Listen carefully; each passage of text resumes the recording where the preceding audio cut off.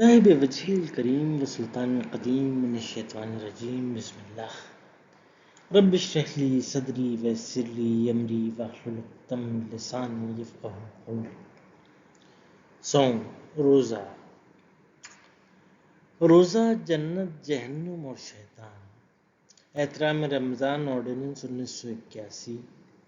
روزے دار اور جنت کا دروازہ، رمضان میں بیویوں کے پاس جانا، صبح کو بحالت جنابت روزہ رکھنا۔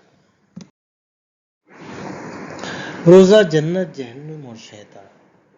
سیدنا ابو ہریرہ رضی اللہ تعالیٰ عنہ سے روایت ہے، انہوں نے کہا کہ رسول اللہ صلی اللہ علیہ وسلم نے فرمایا، جب ماہ رمضان آتا ہے تو جنت کے دروازے کھول دیے جاتے ہیں۔ بخاری۔ سیدنا ابو ہریرہ رضی اللہ تعالیٰ عنہ سے ایک روایت میں ہے، انہوں نے کہا کہ رسول اللہ صلی اللہ علیہ وسلم نے فرمایا، جب ماہ رمضان آتا ہے تو آسمان کے دروازے کھل جاتے ہیں اور دوزخ کے دروازے بند کر دیے جاتے ہیں اور شیطان کو جکڑ دیا جاتا ہے۔ بخاری۔ سوال یہ پیدا ہوتا ہے کہ رمضان میں جب شیاطین کو پابند سلاسل کر دیا جاتا ہے تو روئے زمین پر اللہ کی نافرمانی کیوں ہوتی ہے؟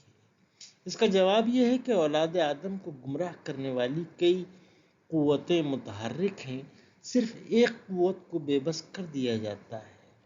ذرا تصور کیجئے کہ اگر ملک میں آپ کے ووٹوں سے اسلامی حکومت قائم ہو جائے تو یہ حکومت شیطان کے علاوہ باقی گمراہ کرنے والی قوتوں کو بھی روک دے اور ہم رمضان کے ثمرات مکمل طور پر سمیٹ سکیں۔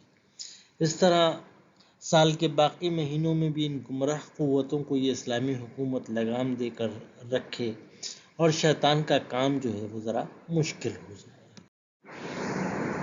احترام رمضان آرڈیننس 1981۔ پاکستان کے تمام صوبوں میں یہ قانون موجود ہے، مگر اس قانون کو اس طاقت اور جذبے کے ساتھ نافذ کرنے کی ضرورت ہے جس طرح محرم میں اسلامی تعلیمات پر عمل کروایا جاتا ہے۔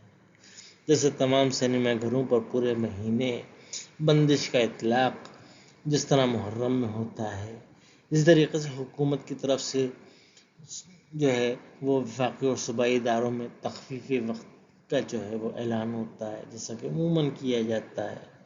صوبائی حکومت کی طرف سے بھی پرائیویٹ اداروں کے لیے تخفیف اوقات اور دیگر معاملات کے لیے جو ہے وہ ہوتے ہیں، لیکن اگر اس کے ساتھ جو ہے وہ قرآن و حدیث پر مشتمل خط بھی ارسال ہو جائیں تو کیا ہی بات ہے۔ حکومتی سطح پر رمضان کے حوالے سے قرآنی آیات اور احادیث پر مبنی پینافلیکس جو ہے وہ اگر صوبوں کے تمام بڑے شہروں کے اندر مختلف مقامات کے اوپر لگائے جائیں تو اس سے ایک ماحول پیدا ہوگا۔ روزے دار اور جنت کا دروازہ۔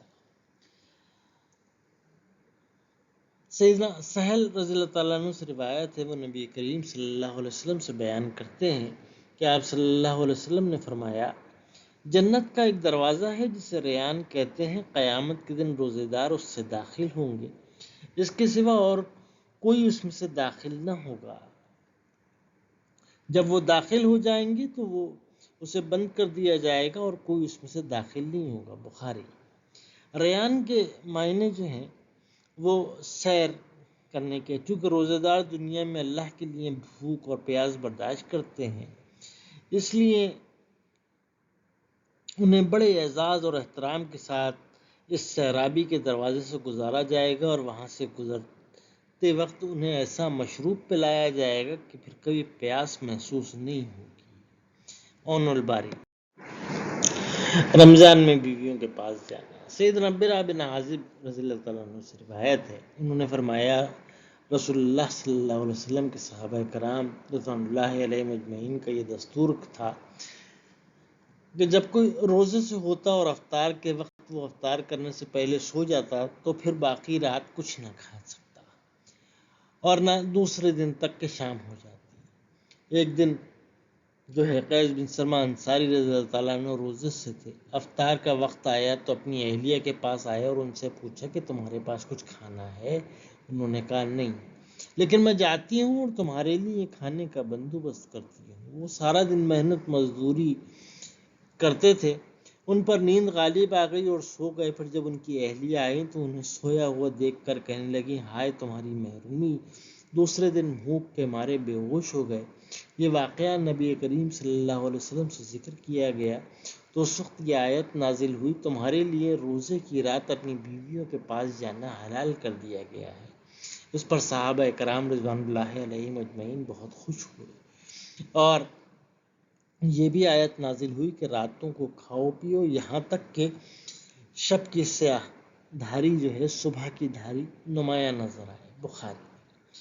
مسلمانوں نے یہ دستور اہل کتاب کو دیکھ کر جاری کیا تھا کہ وہ بھی شام کو سونے کے بعد روزہ شروع کر دیتے اور کھانا پینا ممنوع ہو جاتا تھا۔ عنوان باری۔ ذرا تصور کیجئے کتنا مہربان ہے ہمارا اللہ، اور اس حدیث کو جو ہے وہ مد نظر رکھیں، اس رب ذوالجلال کا شکر ادا کیجئے کہ وہ جو ہے 70 ماہوں سے زیادہ محبت کرنے والا ہے اپنے بندے سے، کہ اس نے جو ہے اس کے لیے یہ حکم جاری کر دیا صبح کو بحالت جنابت روزہ رکھنا۔ اما عائشہ صدیقہ رضی اللہ تعالیٰ عنہ اور ام سلمہ رضی اللہ تعالیٰ عنہ سے روایت ہے کہ رسول اللہ صلی اللہ علیہ وسلم کبھی بیویوں کی مقاربت کی وجہ سے صبح تک بحالت جنابت رہتے، پھر غسل کرتے اور روزہ رکھ لیتے۔ بخاری۔ جب بھی آدمی روزہ رکھنے کے بعد غسل کر سکتا ہے، لیکن افضل یہ ہے کہ روزے سے پہلے غسل کر لے، تنگی وقت کے پیش نظر مؤخر کرنا جائز ہے۔ عنوان الباری۔